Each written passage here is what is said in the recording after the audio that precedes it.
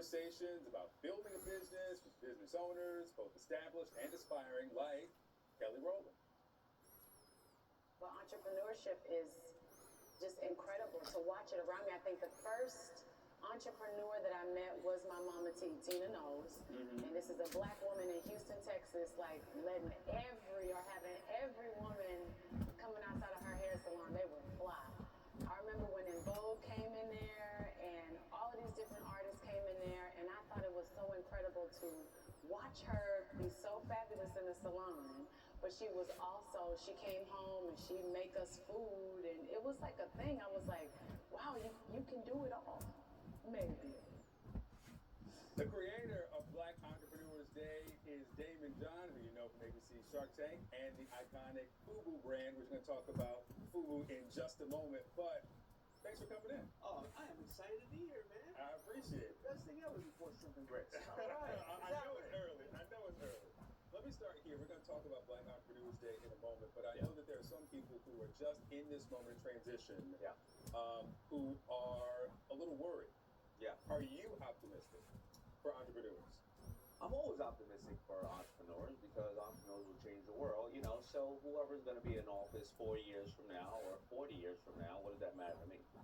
You know, I'm not planning my life and how to be of value to other people for the next 4 years, 8 years, and 12 years. It's for the rest of my life, and it's for my customers, and it's for my family and my legacy. So, you know, things are going to come. People are going to come and go and support causes and leave causes. That's not in my control. The only thing in my control is finding something that I can add value to my community. Whoever wants to buy and support, I want to support them. At the top of the show, we talked about some of the DEI estimates, or the attempt to get rid of DEI in government, maybe federal contractors. How much of that is a challenge for people who want to do business with the government that don't have access at this moment? It is a challenge, of course. If you look at Black entrepreneurship, we make up a population. We're 14% of the country, and we're 3% of entrepreneurs.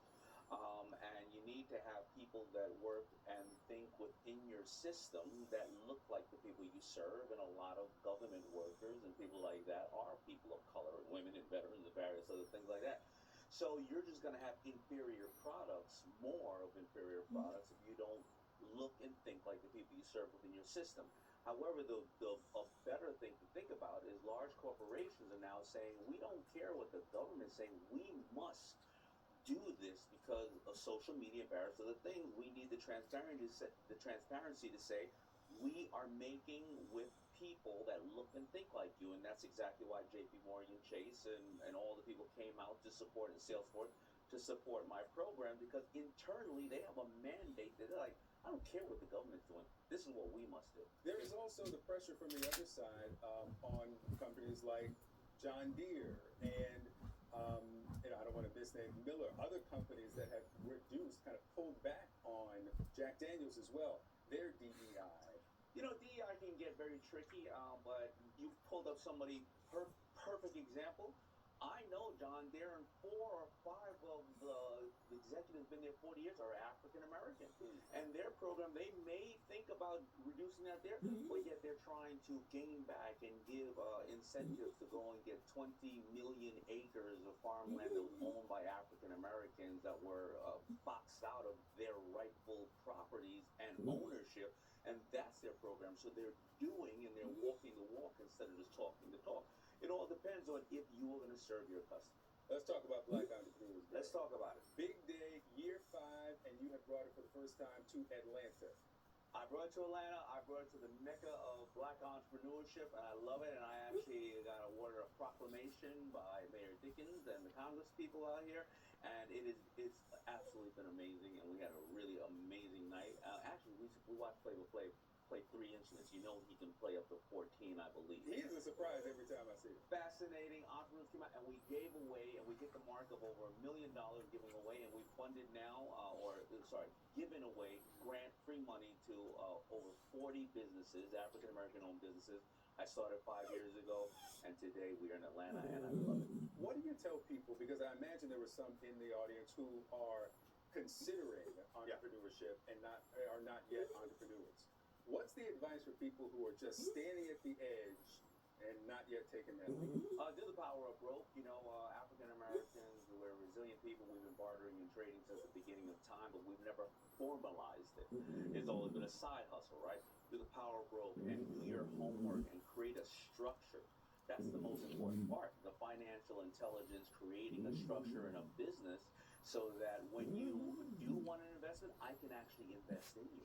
And if you have a company and somebody else has a company and you can't take money in and your receipts are in a shoebox or stuff like that, well, how am I going to ever get paid back? Where's my money going? It's normally the foundation, just like in a house, just like in a family, just like in a business, it's creating that great foundation. Power of broke. Power of broke. What is it? You ain't got nothing. Yeah. You're going to figure it out. Money often in a small business highlights your weaknesses. If you have a weak conversion or weak campaign, well, buying more of that campaign is not going to increase your sales. If your product is crap, you've been watching too much Shark Tank, and you want 50% margin, so you're buying more to get a better margin in your product, you still got a bunch of product coming back to your warehouse or your garage. It's usually about thinking outside the box and using OPM, which should be other people's money, but other people, manufacturing, mind power, manpower, marketing, and mentorship. And of course, like I did with Timberland, making a profit off of other people in the States. Let's talk about Fubu. Yeah, let's talk about it. First runway show in at least, what, 15 years? Out here in Atlanta. A bit of a relaunch here in the U.S. Why now? Why is now the time? Well, I think it's a great time to come back because, you know, people who grew up on Fubu are saying bring it back. And we've been doing great business in Malaysia and Germany and South Africa for many years. But, you know, the new generation is finding us. That's what happens with fashion. People go and people come back. And, you know, we love it. We love the fact that, you know, we created the first hashtag of clothing years ago. And it was not only about African Americans, it's about supporting whatever your culture is. And Fubu is a sign of empowerment.